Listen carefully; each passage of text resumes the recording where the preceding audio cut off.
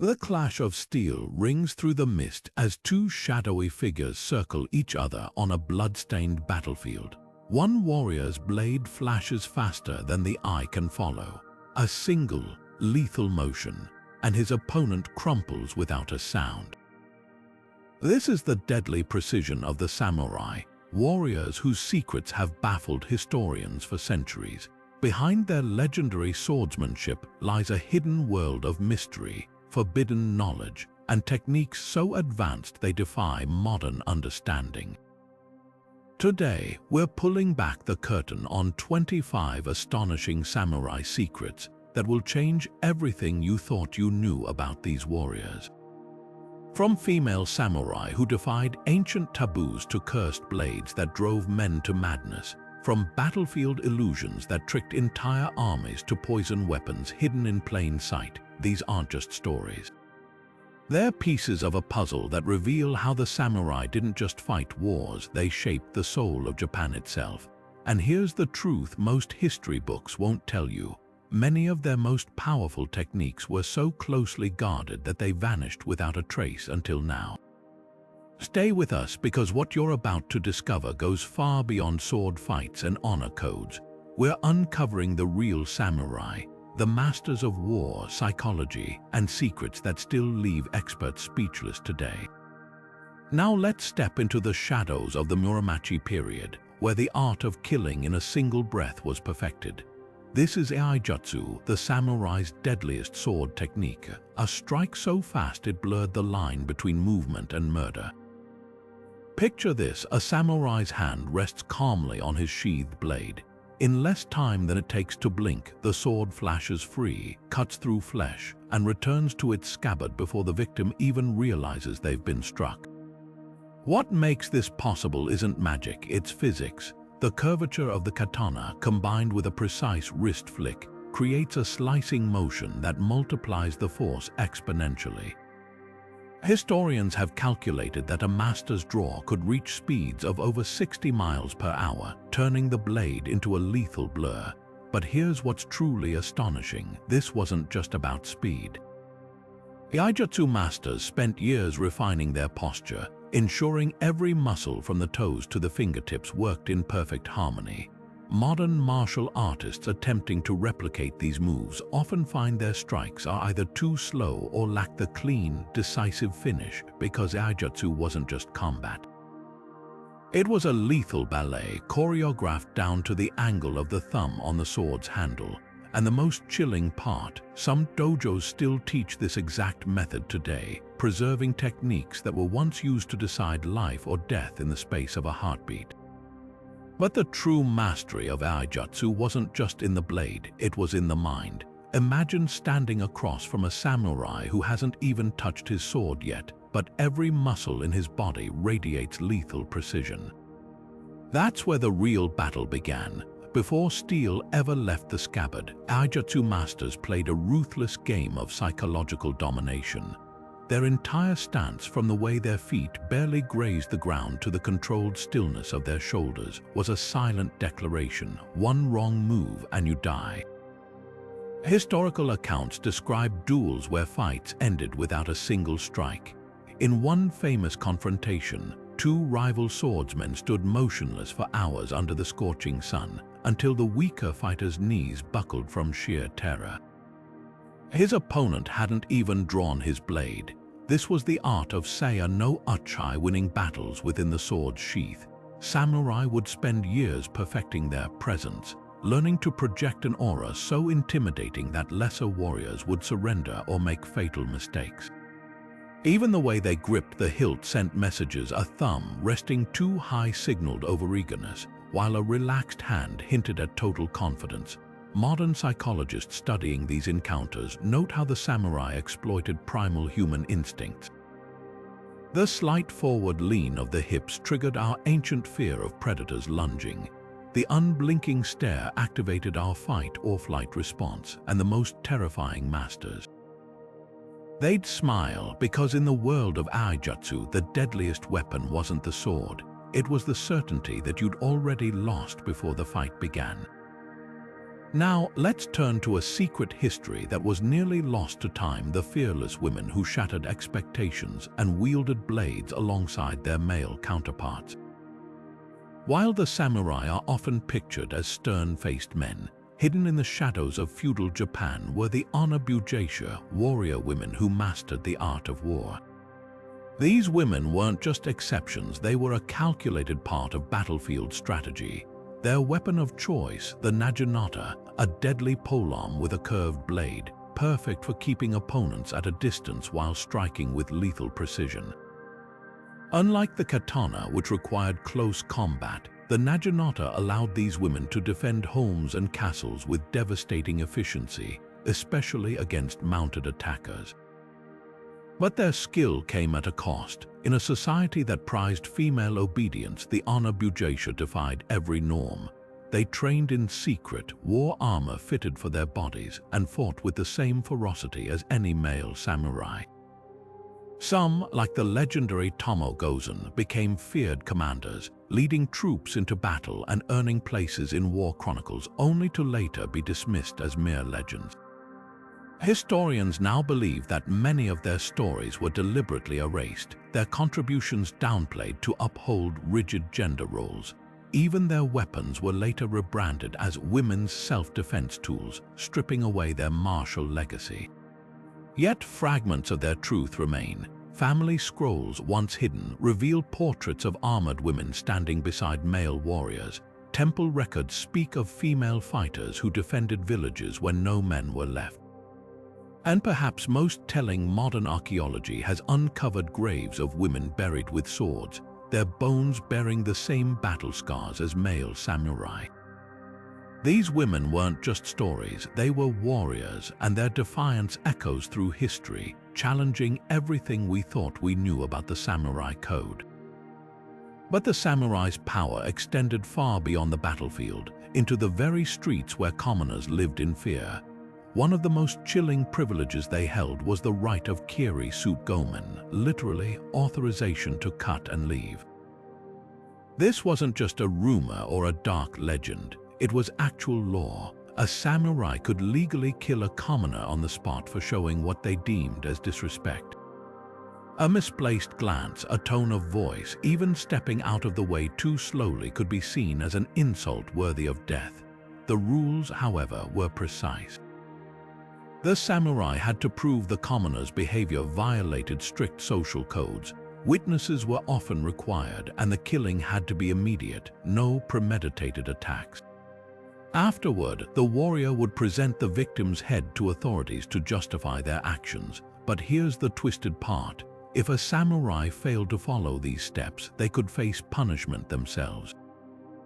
Yet in reality, few commoners dared to challenge a warrior's word, and fewer officials cared to investigate. This wasn't just about violence, it was psychological control. The mere threat of Kiri-sute Gomen kept the feudal hierarchy intact. Commoners bowed deeper, spoke softer, and stepped aside faster. The samurai swords weren't just weapons. They were symbols of absolute dominance, a constant reminder that one misstep could mean death. Historians have found records of merchants writing wills before approaching samurai neighborhoods, and parents warning children to never make eye contact with passing warriors. Yet even this brutal system had cracks. Some daimyo, feudal lords, secretly discouraged the practice, knowing it could spark revolts. A few rare cases show commoners successfully arguing their innocence after a killing, leading to the samurai being stripped of status. But these were exceptions. For centuries, Kiri-sute Gomen was the shadow that followed every commoner in samurai Japan, a legalized terror that shaped an entire society's behavior. And that reveals the darkest truth of all. Sometimes, fear was the sharpest blade the samurai ever wielded. But beneath the polished ideals of Bushido, the samurai code of honor, lay a far more pragmatic reality. Some warriors weren't just masters of the sword, they were also trained in the shadowy arts of the ninja. Historians have uncovered startling evidence that certain samurai clans secretly studied ninjutsu, blending stealth with battlefield prowess in ways that defied tradition. Take the discovery of disguised armor found in hidden compartments of samurai estates. These pieces were designed to look like ordinary peasant clothing or monk robes, complete with concealed pockets for shuriken and poison vials. One particularly chilling example, unearthed near Iga province, featured lightweight plates sewn into a farmer's tunic, proof that some warriors were prepared to vanish into crowds or infiltrate enemy lines unnoticed. Why would samurai, bound by Bushido's emphasis on face-to-face combat, resort to such tactics? The answer lies in the brutal pragmatism of war. During the Sengoku period's endless conflicts, survival often meant abandoning ideals. Clan scrolls reveal how some daimyo privately encouraged their retainers to learn ninja techniques like sabotage, espionage, and even assassination. A surviving letter from a warlord bluntly states, "Victory forgives all methods." The most damning evidence comes from a captured ninja's diary, which describes training sessions with high-ranking samurai under moonlight. These warriors would practice silent movement, disguised techniques, and even how to use everyday tools as weapons, skills utterly forbidden by Bushido. Yet when dawn came, they'd don their family crests and resume their roles as honorable knights. This duality shocked historians because it shattered the myth of samurai purity. The truth, many clans saw ninjutsu as just another tool, like a sharper sword or stronger bow. And that's what makes this secret so fascinating. It reveals the samurai not as flawless heroes, but as complex warriors willing to bend or break their own rules when the stakes were high. Now let's unravel one of the samurai's most overlooked yet ingenious skills, Hojojutsu, the art of binding prisoners with rope. Far from simple knots, these techniques were a complex language of restraint woven with hidden meanings. Every twist and loop communicated something precise about the captive's status, crimes, and even their fate. Surviving scrolls reveal just how intricate this system was. A peasant caught stealing might be tied with rough hemp in a basic cross pattern, while a high-ranking enemy officer would be bound with silk cords in elaborate, almost ceremonial knots. The difference wasn't just about comfort, it was a public display of hierarchy. Some scrolls even depict knots shaped like animals, each symbolizing specific offenses. A turtle knot hinted at cowardice, while a serpentine coil marked deception. But Hojojutsu wasn't just about humiliation. The samurai designed these binds to control prisoners without injury, using precise tension to restrict movement while avoiding broken bones or circulation loss. Some techniques could even disable a captive's ability to scream by applying pressure to certain nerve points. And here's the chilling part, many of these methods were so effective that modern police forces still study them for non-lethal restraint. Perhaps the most revealing detail comes from a magistrate's diary, which describes how certain knots were tied loosely enough to allow escape, but only if the prisoner knew the secret. This was a test. Those who struggled blindly proved their guilt, while a skilled spy or noble might slip free and vanish. What makes Hojojutsu truly fascinating is how it turned rope into a weapon of psychology. A bound prisoner wasn't just restrained, they were labeled, judged, and sometimes even given a silent chance at redemption. It's a stark reminder that for the samurai, even something as simple as a knot could carry the weight of an entire social order. Next, we'll examine a weapon so bizarre it blurred the line between tool and terror, the Kyoketsu-shoge. Its curved blade and weighted chain made it unlike anything else in the samurai arsenal, and its secrets run deeper than you might expect. Now we turn to a weapon that defies easy categorization, the Kyoketsu-shoge, a nightmarish hybrid of blade, hook, and chain that served equally as a tool and instrument of death. Unlike the elegant katana or straightforward spear, this device was designed for versatility in the shadows. Picture a curved dagger with a razor-sharp inner edge, connected to a weighted iron ring by several feet of braided leather or chain. It could slash, snare, climb, or even strike around corners with terrifying precision. Surviving examples are vanishingly rare, but temple armories hold clues. One specimen from a Kyoto monastery shows how the blade's unique crescent shape could hook onto armor joints to disarm opponents, while the weighted end could swing back to crush skulls. Controversial martial arts scrolls depict even darker uses, tripping horses by entangling their legs, or yanking riders from saddles with the hooked blade buried in their collarbones. Some illustrations suggest it was thrown like a grappling hook to scale walls, then retrieved with a tug of the chain. But what truly sets the Kyoketsu-shoge apart is its duality. The same tool that could silently garrote a sentry might also be used to lift buckets from wells or retrieve fallen items without bending down. This blurred purpose made it perfect for covert operations. A samurai carrying one could claim it was merely a farming implement if questioned. Perhaps most intriguing are the accounts of its psychological impact. Unlike swords that announced their deadliness, the Kyoketsu-shoge's strangeness unsettled opponents. Imagine facing a warrior who suddenly whirled this clattering, hooking monstrosity through the air. It disrupted the predictable rhythms of samurai combat. Next, we'll uncover how this weapon's mysteries extend beyond the battlefield, into realms of spiritual symbolism that few would expect from such a brutal instrument.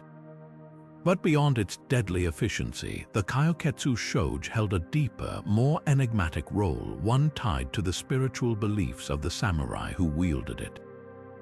Hidden within ancient scrolls and temple records are hints that this fearsome weapon was not just a tool of war, but also an object of sacred significance. Some historians believe the weapon's unique design carried symbolic meaning in esoteric Buddhism, particularly among warrior monks and secretive samurai sects. The crescent-shaped blade may have represented the moon, a powerful symbol of enlightenment and the cyclical nature of life and death.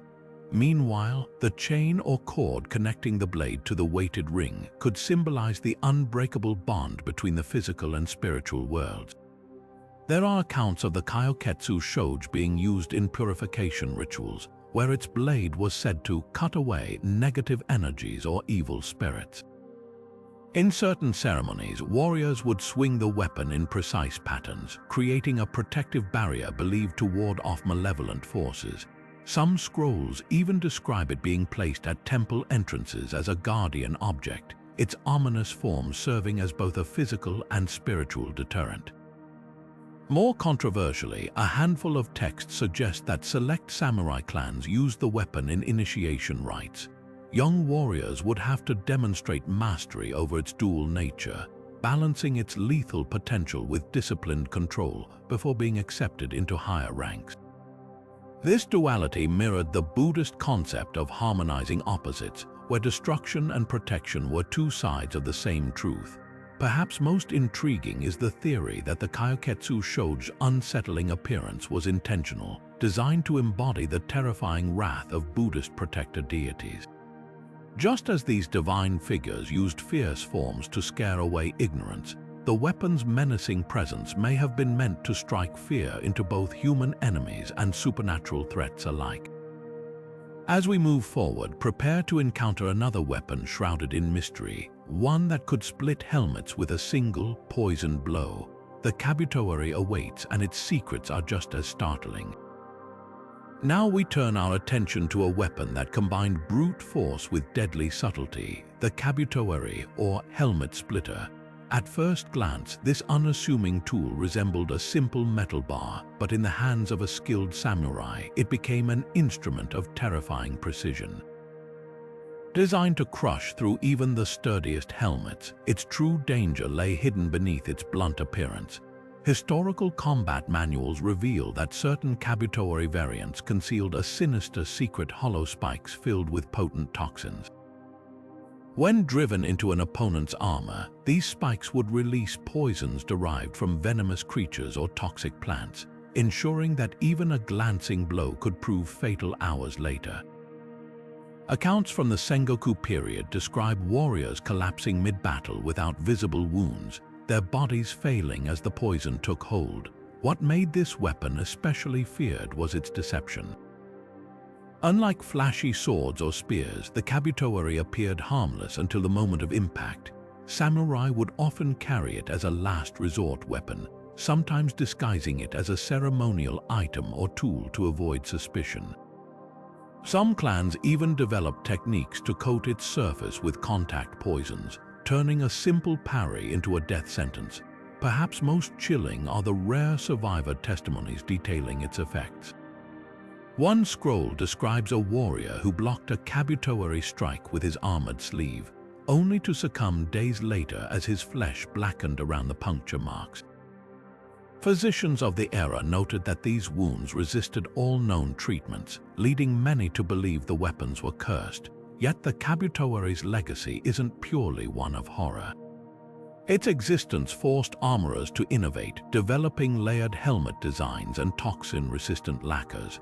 This silent arms race between weapon and defense showcases the samurai's relentless pursuit of battlefield advantage, where even the most mundane object could hide a lethal surprise. As we peel back another layer of samurai secrecy, prepare to encounter a different kind of hidden message, one etched not in poison but in metal. The symbolic language of Tsuba's sword guards awaits, and its coded meanings might just rewrite what we know about samurai alliances. Now we step into the silent world of samurai symbolism, where even the smallest details spoke volumes. The tsuba, that unassuming circular guard between a samurai's blade and grip, was far more than just protective metal. It was a coded battlefield manifesto.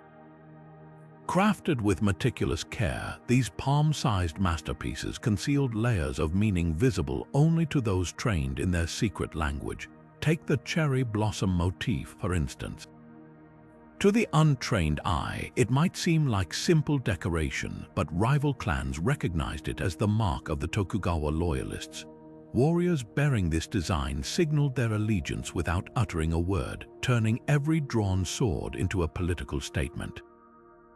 Meanwhile, dragon-engraved tsuba weren't just artistic flourishes, they served as psychological warfare.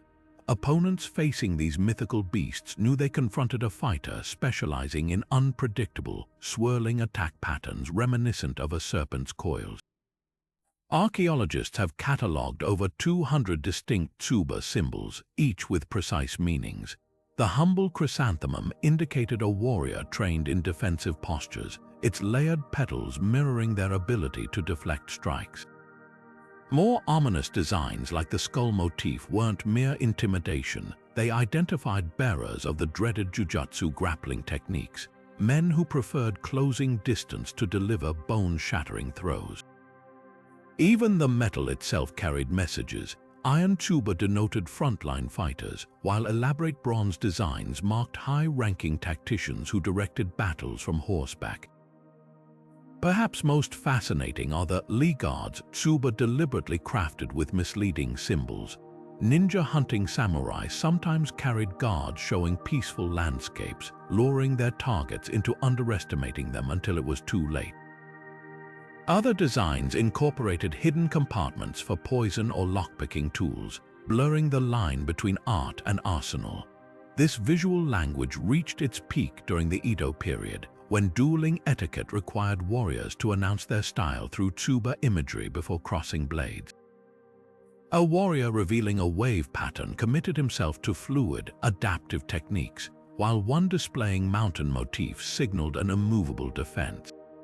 Modern martial arts historians have only begun cracking this intricate code, each deciphered symbol rewriting our understanding of how samurai communicated through steel. As we move from silent metal to living tradition, our next revelation takes us into the sacred rituals of mounted archery, where arrows weren't just weapons but divine messengers. The ancient art of Iaijutsu holds secrets that still baffle historians today. Now we turn our attention to one of the most baffling mysteries in samurai history, the legendary ghost armor of Oyameizumi Shrine. Unlike the heavy iron suits most warriors wore, this otherworldly protection weighed barely half as much while offering superior defense. Historians examining these relics discovered something impossible. the metal seemed to shimmer like liquid under certain lights, a property modern science still struggles to explain. Recent metallurgical studies reveal the armor's secret lies in its bizarre composition. X-ray fluorescence scans detected traces of meteoritic iron blended with an unknown alloy, creating a material far ahead of its time. The forging technique involved folding the metal over 1,000 times, triple the standard process, resulting in microscopic layers that made the armor nearly unbreakable. Even more astonishing, some plates show evidence of primitive nanotechnology, with embedded particles aligning in geometric patterns that may have deflected arrows. The armor's origins deepen the mystery. According to shrine records, it was gifted by a wandering blacksmith who vanished after completing his work. Legends claim he wasn't human at all, but a kami spirit imparting divine knowledge. Supporting this, the armor bears no hammer marks, as if shaped by invisible hands. Warriors who wore it reported eerie phenomena, arrows veering off course inexplicably, blades sliding away as if repelled by magnets. Modern attempts to recreate the armor have failed spectacularly. In 2012, a team from Tokyo University produced a replica using period-accurate methods. Though visually identical, their version weighed 30% more and shattered under arrow impacts. The original's secret seemed lost to history, perhaps deliberately. Some scholars suggest the knowledge was suppressed by Tokugawa shoguns, fearing its power could destabilize their rule. As we piece together these fragments of forgotten craftsmanship, our journey takes an even stranger turn. Next, we'll uncover how samurai borrowed the keen senses of nocturnal hunters to dominate nighttime warfare techniques so advanced they border on supernatural. Now we step into the shadows where the samurai transformed darkness into their greatest ally. Under the cover of night, these warriors developed fighting strategies so advanced they seemed almost supernatural. Their secret, learning from nature's most skilled nocturnal hunters, owls and cats. Samurai studied the way owls could pinpoint prey in near-total darkness, adapting their own vision techniques to enhance battlefield awareness. Historical scrolls describe rigorous training where warriors spent months in lightless caves, sharpening their ability to detect subtle movements and shadows. Some clans even practiced with blindfolds, relying solely on sound and instinct until their senses rivaled those of the animals they emulated. But their mastery of night combat didn't stop there. The samurai meticulously tracked moon phases, creating detailed combat calendars that dictated when to strike or retreat. A full moon might signal an ideal night for ambush, while a new moon was reserved for stealth missions where even a single misstep could spell disaster. These lunar strategies were so precise that certain battles were won simply because one side understood the night better than the other. Perhaps most ingenious was their use of light-reflective armor panels. Unlike the dull, heavy suits worn by day, night-fighting samurai wore specially treated armor that caught and redirected faint light sources, torchlight, moonlight, even starlight, to disorient enemies. Some panels were polished to a mirror finish, creating sudden flashes that blinded opponents mid-strike. Others bore intricate engravings designed to scatter light in unpredictable patterns, turning the wearer into a shifting, ghostly figure on the battlefield. Modern military historians have confirmed the effectiveness of these techniques. Infrared studies show that the samurai's reflective armor could reduce an enemy's night vision by up to 40%, a staggering advantage in close-quarters combat. Yet despite our advanced technology, no modern force has fully replicated their seamless blend of natural observation and tactical innovation. As we pull back from these shadowy strategies, another layer of samurai ingenuity comes into focus, one that blurs the line between warrior and mystic. Next, we'll explore how forbidden love and ritual suicide became intertwined in the samurai code, revealing a culture far more complex than the legends suggest. Now we uncover one of the most haunting and misunderstood aspects of samurai culture, the tragic bonds that could end in shared graves. Behind the steel and discipline lay a world of intense emotional connections, where love and loyalty sometimes demanded the ultimate sacrifice. Among the samurai class, a practice known as Shudo flourished, a complex relationship between older warriors and their younger apprentices. Far more than mere mentorship, these bonds blended deep affection, spiritual guidance, and martial training. Historical scrolls describe how senior samurai would gift their young partners beautifully crafted tanto daggers, symbols of both protection and a solemn promise that neither would let the other face dishonor alone. But when such relationships were threatened by political schemes, family interference, or wartime separation, some couples chose a path that shocked even their contemporaries. Dozens of preserved letters and temple records detail ritual double suicides where partners would take their lives together rather than be torn apart. The act wasn't impulsive, it followed strict ceremonies. Partners often dressed in matching white robes, composed farewell poetry, and selected secluded locations, waterfalls, cherry groves, or moonlit beaches, to ensure their bodies wouldn't be quickly found. One particularly chilling account from a 17th century monastery describes two samurai who left behind a shared journal. Its pages reveal months of secret planning, coded messages hidden in archery scores, a lock of hair wrapped in battle maps. When their lord discovered their relationship and ordered the younger man to marry, they vanished during a snowstorm. Hunters later found their bodies beneath a sacred tree, their hands still clasped around the same dagger. Modern scholars debate whether these acts were truly romantic or a twisted form of feudal obligation. Some scrolls suggest younger samurai faced immense pressure to comply, fearing disgrace if they refused. Others depict genuine anguish from older warriors forced to choose between love and duty. What's undeniable is how these pacts reveal the samurai's conflicting ideals, where devotion could be both a weapon and a weakness.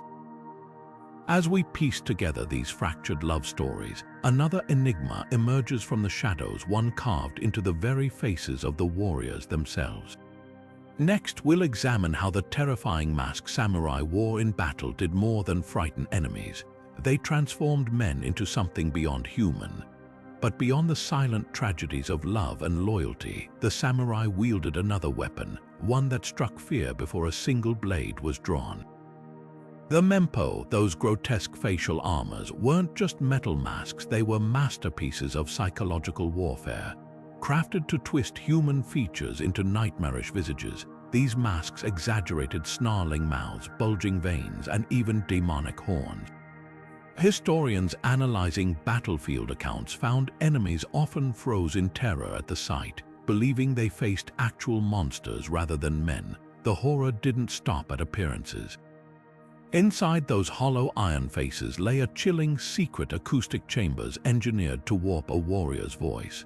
As samurai breathed heavily during combat, air rushed through labyrinthine passages in the mask's interior, amplifying their exhales into guttural growls. Some designs even incorporated small metal reeds that vibrated like animalistic snarls with each breath. Imagine standing across from a warrior whose very breath sounded like a raging beast, an effect so unnerving entire enemy lines reportedly broke formation upon hearing it. Recent studies using replica mempo revealed even more genius. The mask's exaggerated open mouths weren't just for show. They functioned as directional sound projectors, focusing the distorted noises straight toward opponents. Combine that with the mask's hollow eye sockets, which made it impossible to tell where the wearer was looking, and you had a weapon that played tricks on both sight and sound. Perhaps most unsettling, some mempo were lined with human hair, real or horsehair, to create moving beards that twitched with every motion. In flickering torchlight during night battles, the effect made samurai appear like animated corpses. These weren't just pieces of armor, they were theater, engineering, and terror tactics fused into one. And just when you think the samurai's ingenuity couldn't get more startling, we turn to a skill that blurred the line between sport and prophecy. Next, witness how arrows fired from galloping horses could predict the future, or so the warriors believed. Now, let's step onto the sacred grounds where speed, precision, and spirituality merged into one breathtaking spectacle, the ancient art of Yabusame. This wasn't just archery on horseback, it was a ritual so deeply tied to the divine that samurai believed the flight of their arrows could reveal the future itself. Picture this, a warrior galloping at full speed, bow drawn, aiming not just at a target but at fate. The ritual began with purification. Archers dressed in traditional hunting garb, their bows wrapped in white paper to symbolize purity, would ride toward 3 wooden targets spaced along a narrow track. But these weren't ordinary bullseyes, each target held layers of meaning. The first represented past deeds, the second present challenges, and the third the uncertain future. Striking all 3 cleanly wasn't just a display of skill, it was seen as a celestial endorsement, a sign that the gods favored the warrior in battles to come. Historians studying old scrolls found something even more fascinating. The type of wood used for the targets mattered. Cedar, believed to attract benevolent spirits, was chosen specifically to amplify the archer's connection to the divine. If an arrow struck true, the sound of the impact, a sharp crack echoing across the field, was interpreted as a divine voice. Miss even one target, however, and it was taken as an omen of impending disaster. Some accounts describe generals postponing entire campaigns after a poor Yabusame performance, but the true mastery lay in the technique. Unlike stationary archery, Yabusame required releasing the arrow at the precise moment when all 4 of the horse's hooves were off the ground, a split-second window of weightlessness. This wasn't just physics, it was poetry in motion. Modern attempts to replicate the skill have shown even seasoned archers struggle to hit a single target under such conditions, let alone 3 in succession. Perhaps most intriguing are the whispers of a hidden 4th target, a tiny, nearly invisible mark said to appear only to the most spiritually attuned archers. Legends speak of warriors who struck this phantom target and were granted visions of battles yet to come. Whether myth or reality, one thing is clear: Yabusame was far more than a test of skill.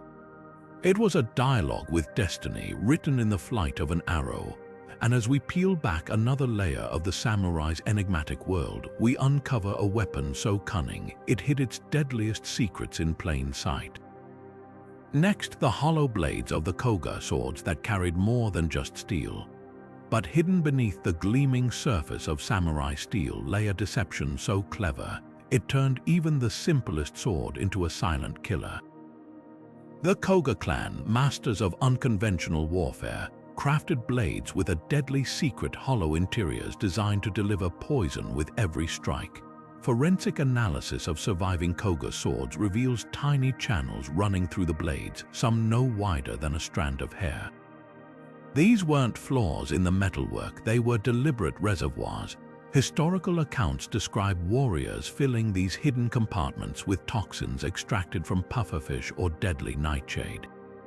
A single scratch could deliver a slow-acting venom, leaving opponents bewildered as weakness crept in long after the battle ended.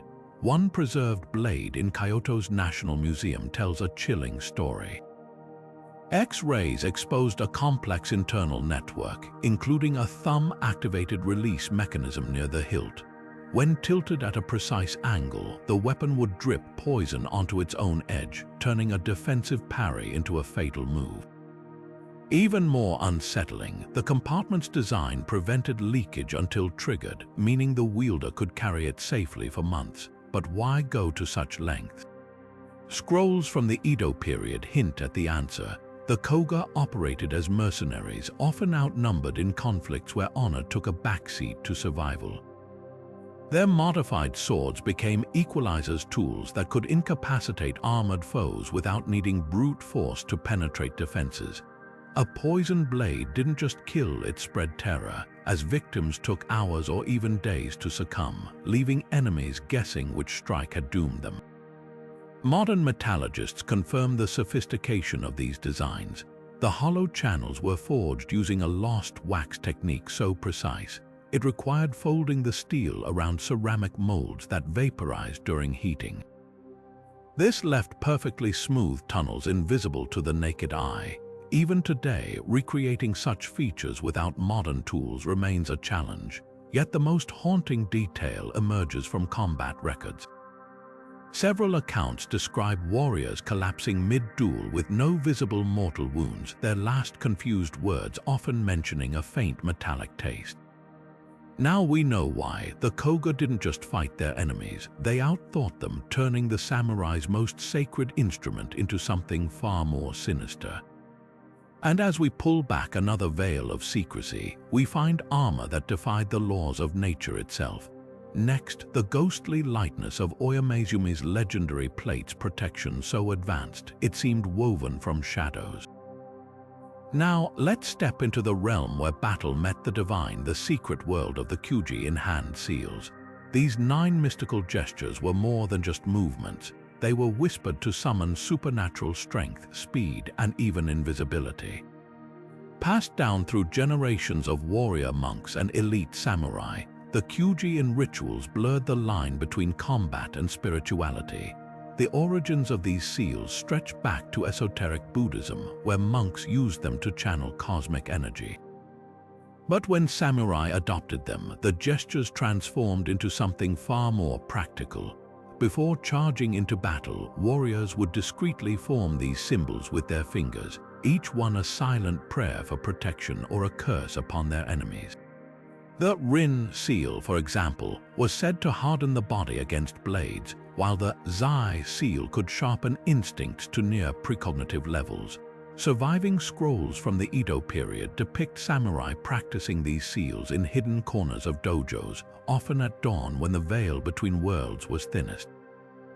Some accounts describe entire units performing synchronized Kyuji in before surprise attacks, their movements so fluid they seem to vanish into the mist. Skeptics dismiss it as superstition, but battlefield records tell a different story, tales of lone warriors holding off dozens, their movements eerily precise as if guided by unseen forces. Modern researchers have uncovered a fascinating twist. The hand positions may have served as a psychological trigger.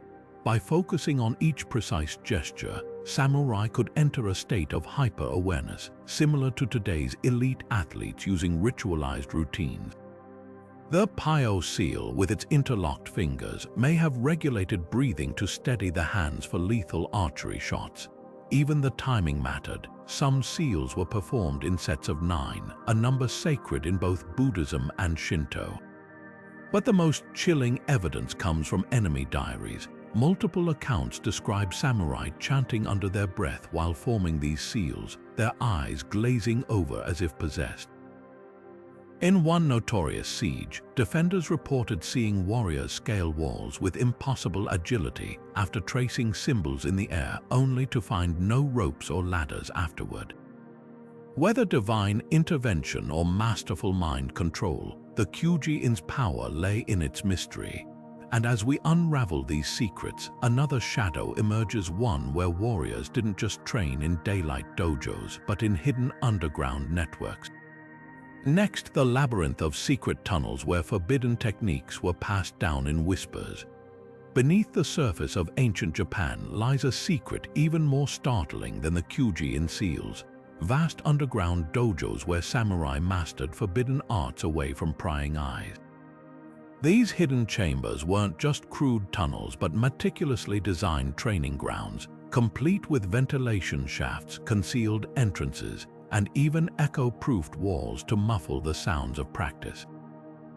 Recent discoveries using ground-penetrating radar have uncovered these subterranean complexes beneath temples and wealthy estates. One near Kyoto stretches over 300 feet, with staggered platforms for sparring and narrow corridors designed to simulate night combat.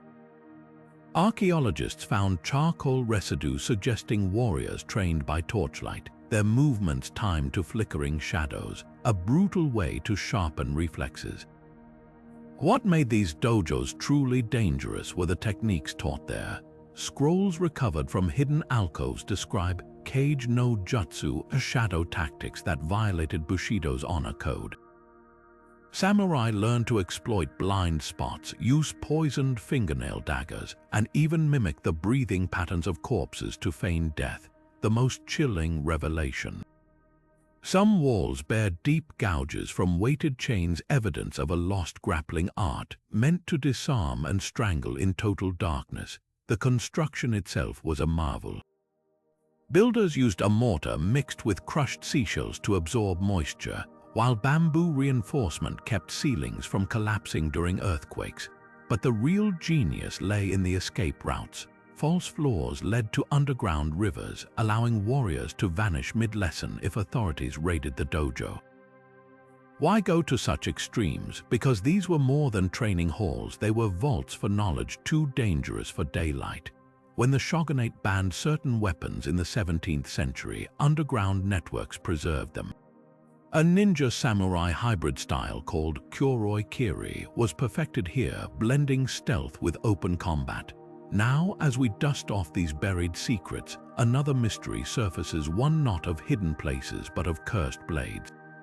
Legends speak of swords that could turn their wielders mad, their very metal humming with unnatural energy. But that's a tale for another shadowed corner of history. But the shadows of history hold more than just hidden dojos. They whisper of blades with a will of their own. Among the most feared were the swords forged by Muramasa, legendary weapons said to thirst for blood so fiercely they could corrupt their masters. These weren't mere tools of war, they were entities with a dark reputation that echoed through centuries. Historical records tell eerie tales of samurai who wielded Muramasa blades suddenly turning on allies or spiraling into uncontrollable rage. One account describes a warrior who slaughtered his entire family in a single night, later claiming the sword moved on its own. Another tells of a general who won a flawless victory, only to impale himself on his own blade moments later. The Tokugawa shoguns were so terrified of these stories they ordered every Muramasa sword destroyed, branding them as cursed objects. Modern metallurgists have examined surviving fragments, uncovering unsettling clues. The steel contains unusual impurities, traces of arsenic and lead that could have seeped into the metal from polluted water sources near Muramasa's forge. Some theorize these toxins, heated and hammered into the blade, might have caused neurological effects when wielders inhaled microscopic metal particles during combat. Others point to the sword's unique harmonics. Their vibration frequency allegedly induced a trance-like state in sensitive individuals. Yet the mystery deepens when we consider the smith himself. Muramasa was said to work in frenzied bouts of creativity, chanting prayers to dark kami as he folded the steel. His techniques produced blades of unparalleled sharpness, but with a brittle edge that mirrored his own unstable genius. Perhaps the true curse wasn't in the metal, but in the minds of those who believed too deeply in the legend, a self-fulfilling prophecy of madness. As we ponder these haunted blades, another secret stirs, one not of cursed steel but of fermented strategy. What if the samurai's greatest edge came not from their swords, but from something far more unexpected lurking in their kitchens? Now, let's step away from the realm of cursed blades and into an unexpected battlefield, the samurai's kitchen. What if their greatest weapon wasn't a sword at all, but a humble bowl of miso soup? Modern science is uncovering startling evidence that fermented foods like miso, natto, and pickled vegetables may have been the secret edge behind these warriors' legendary endurance. Researchers analyzing historical records found samurai consumed fermented foods in astonishing quantities, sometimes up to 3 times more than the average peasant. These weren't just meals, they were strategic fuel. The probiotics in miso soup created a unique gut microbiome that modern athletes would envy. Studies show these beneficial bacteria could enhance nutrient absorption, speed up recovery, and even sharpen mental focus during prolonged battles. One remarkable account describes a besieged castle where warriors survived on nothing but miso paste and barley for 50 days, outlasting their better-fed enemies. Scientists now believe the enzymes in fermented foods helped samurai extract maximum energy from scarce rations. There's even evidence their gut bacteria produced mood-stabilizing compounds, potentially explaining their famed calm under pressure. But the real shocker, DNA analysis of samurai descendants reveals gut bacteria strains nearly identical to those found in century-old fermentation vats. These microscopic allies may have been passed down through generations like a biological inheritance, so the next time you sip miso soup, remember, you might be tasting the same microbial advantage that once powered history's most disciplined warriors. And just when you thought we'd uncovered all their secrets, another shadow emerges, one involving not living warriors, but weapons that seem to fight on their own. The Lost Art of Shurikenjutsu holds surprises that defy everything we thought we knew about samurai combat. Now, let's shatter a centuries-old myth, the idea that throwing stars were exclusively the domain of shadowy ninja. Hidden in dusty samurai manuscripts lies proof that certain elite clans mastered Shurikenjutsu, turning these unassuming blades into deadly extensions of their will. One remarkable scroll from the Taita clan details how warriors practiced hurling razor-sharp bow shuriken spike-like projectiles. With such precision they could pierce an opponent's eye slit from 20 paces. Unlike ninja who used distraction, samurai treated throwing weapons as a formal dueling art. Historical accounts describe matches where combatants stood motionless, waiting to release their shuriken at the exact moment a breeze died down. Archaeologists made a breakthrough when they uncovered a training ground near Kyoto with wooden targets bearing identical strike patterns, each shuriken hitting within a coin's width of the last. This wasn't random throwing, it was mathematical warfare. The Chosokabe clan even developed weighted shuriken that curved mid-flight, allowing strikes around armor or shields. Perhaps most surprising, these techniques weren't secret. Daimyo lords openly commissioned shuriken specialists as bodyguards, valuing their ability to neutralize threats without drawing swords in crowded spaces. Next time you picture a samurai, imagine not just a katana, but a flick of the wrist sending steel singing through the air. And as we peel back another layer of deception, prepare to encounter samurai tactics so eerie they blurred the line between warfare and ghost stories. But the samurai's mastery of deception didn't stop at throwing weapons, they weaponized fear itself. Picture this, a moonlit battlefield where the enemy hears marching footsteps and clashing steel, yet sees no one.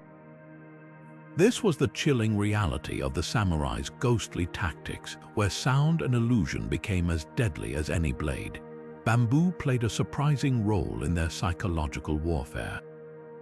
Warriors crafted devices called yokai no fu, demon flutes, that emitted unnatural shrieks when wind passed through them. Hung from trees or buried along enemy routes, these instruments transformed forests into screaming labyrinths. Archaeologists recently recreated one based on temple carvings, and the sound was so unsettling it made trained soldiers instinctively reach for their swords.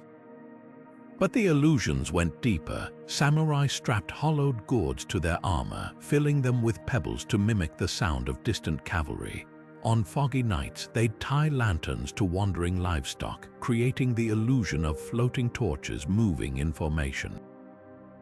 One battle record describes an entire army retreating after seeing 100 glowing eyes in the treetops, later revealed to be just 5 samurai with mirrored helmets reflecting firelight.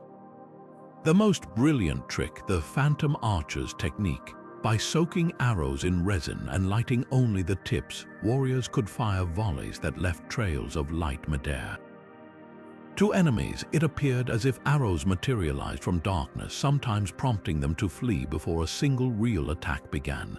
These weren't just scare tactics. They exploited a fundamental truth. In war, what you believe is often more dangerous than what's real. And as we'll soon discover, some samurai took this mind games to even darker places. Now let's pull back another layer of the samurai's shadowy world, where faith and fury collided in the most unexpected way. Hidden within mountain temples, a secret brotherhood of warrior monks wielded spirituality as fiercely as their weapons. These weren't just men of prayer, they were trained combatants who believed enlightenment could be reached through the edge of a blade. Their most iconic weapon, the shakujo staff, was a masterpiece of deception. To the untrained eye, it appeared as a simple walking stick adorned with metal rings, used by monks for meditation journeys. But twist the handle just so, and a razor-sharp spearhead would snap into place. Historical accounts describe how these holy travelers could disarm an attacker mid-bow, the jingling rings masking the deadly mechanism's activation. What made these monks truly formidable was their fusion of martial and spiritual discipline. While samurai followed Bushido's strict codes, warrior monks practiced Shinbatsu Shugo, the harmony of gods and Buddhas. This philosophy allowed them to justify violence as divine will, chanting sutras while dismantling opponents with terrifying precision. Their training manuals, recently decoded, reveal combat stances named after Buddhist deities, each movement designed to mimic sacred statues in temple alcoves. Perhaps most intriguing are the artifacts found in Kyoto's hidden armories. Among rusted swords and arrowheads, archaeologists uncovered Vajra daggers, ritual Buddhist objects repurposed as weapons. Their double-pronged design, symbolizing the union of wisdom and compassion, could puncture armor when thrust with monastic breathing techniques. This blurring of sacred and savage forces us to rethink history's tidy categories. These monks weren't anomalies, they were living proof that in feudal Japan, even enlightenment had a cutting edge. And as we'll see next, some samurai took this duality to even darker extremes. But let's step away from the battlefield for a moment and into the hidden world of samurai medicine, where ancient healers wielded nature's secrets like blades. Long before modern antibiotics, these warriors were brewing life-saving remedies from the most unlikely sources: moldy rice, fermented soy, and even tree bark. Their forbidden medical scrolls, once guarded as fiercely as sword techniques, reveal a startling truth: samurai medicine predated Western penicillin by centuries. One of their most potent discoveries was a wound treatment called kabuto mushi, a paste made from mold harvested from damp temple walls. Applied to battle injuries, this greenish substance prevented infections with eerie effectiveness. Modern researchers analyzing these recipes found strains of Aspergillus mold, a close relative of the fungus that would later give us penicillin. But here's the twist: samurai healers didn't just stumble upon this cure. Their meticulous notes show they intentionally cultivated molds under different conditions, tracking which ones saved lives and which ones failed. Their herbal knowledge went far beyond mold. A recently decoded scroll from Kumamoto Castle details a pain-killing tea brewed from willow bark, essentially ancient aspirin, and a stimulant made from ephedra plants that could keep wounded fighters alert for days. But the most controversial remedy, dokudomi, a foul-smelling herb so toxic it required precise dosing. Used correctly, it purged deadly infections. A single misstep and it became poison. Perhaps most astonishing is how they sterilized tools. Excavated surgical kits show evidence of being cleaned with distilled alcohol and heated over flames centuries before germ theory. Some blades even bear microscopic traces of mercury compounds, suggesting early antiseptic practices. This wasn't just medicine, it was survival science. While Europe still blamed illnesses on bad air, samurai healers were mapping the body's pressure points to stop bleeding and brewing antibiotics from mountain fungi. Their forbidden knowledge didn't just save warriors, it rewrites the history of medicine itself. And as we'll soon see, their innovations didn't stop at the physical. Now, let's unravel one of the most baffling mysteries in samurai history: the sudden vanishing of the Hojo clan. Imagine an entire warrior lineage, powerful and entrenched, disappearing overnight without a single trace. No battle records, no mass graves, not even a whisper in historical documents. It's as if they simply evaporated from existence. One prevailing theory suggests a mass ritual suicide known as seppuku to avoid capture or dishonor. The Hojo were staunch defenders of their stronghold at Odawara Castle, and when faced with inevitable defeat by Toyotomi Hideyoshi's forces in the late 16th century, some historians argue they chose death over surrender. Yet, excavations at the castle grounds have yielded no evidence of large-scale burials, leaving this theory on shaky ground. Another tantalizing possibility is secret migration.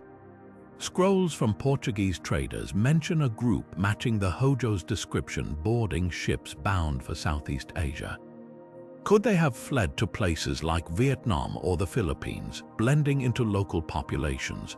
Recent DNA studies in these regions have uncovered genetic markers linked to medieval Japanese nobility, fueling speculation that the Hojo may have quietly rebuilt their legacy far from home. Then there's the wildcard theory, covert assimilation. Some scholars propose the Hojo abandoned their identities, dispersing among peasant communities or even joining rival clans under new names. A handful of Edo period records hint at mysterious warriors with uncanny knowledge of Hojo tactics appearing in distant provinces, as if the clan's secrets lived on in shadow. What makes this disappearance so chilling is the precision of the erasure. No artifacts, no heirlooms, not even family shrines remain. It's as if the Hojo willed themselves out of history. Whether by choice, force, or some unfathomable design, their fate remains one of the samurai era's greatest unsolved riddles. And as we'll see next, even their absence left a void that reshaped Japan's power struggles for centuries to come. Shifting our focus from vanished clans to hidden messages, let's uncover one of the samurai's most ingenious deceptions, their use of haiku poetry as covert military communication.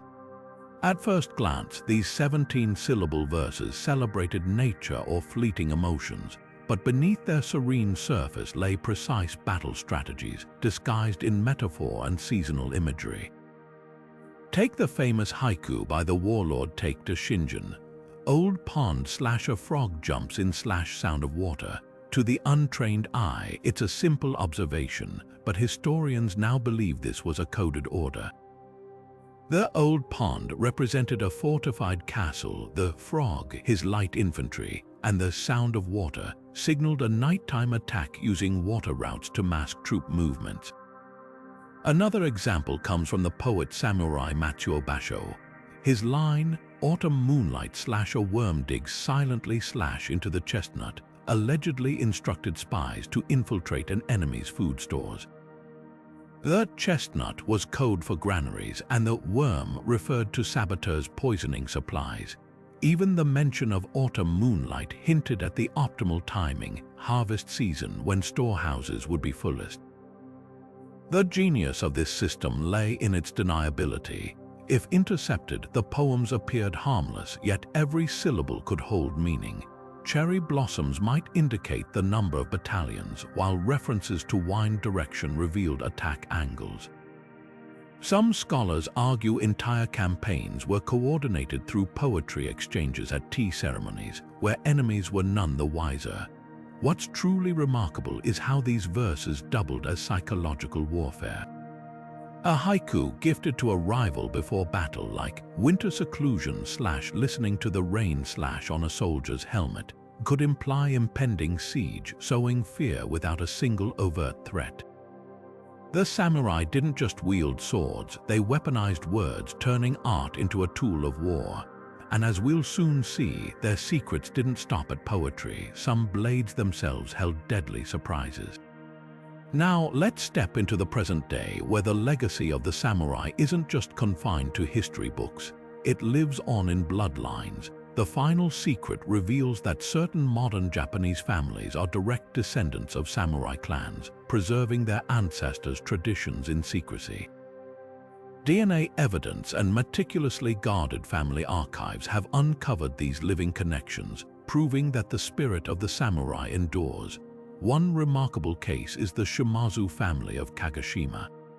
Genetic testing confirmed their lineage traces back to the powerful Satsuma domain samurai, and private documents show they still practice kinjutsu not as a hobby but as a sacred duty. Their training sessions are held behind closed doors, using centuries-old techniques passed down orally to avoid detection.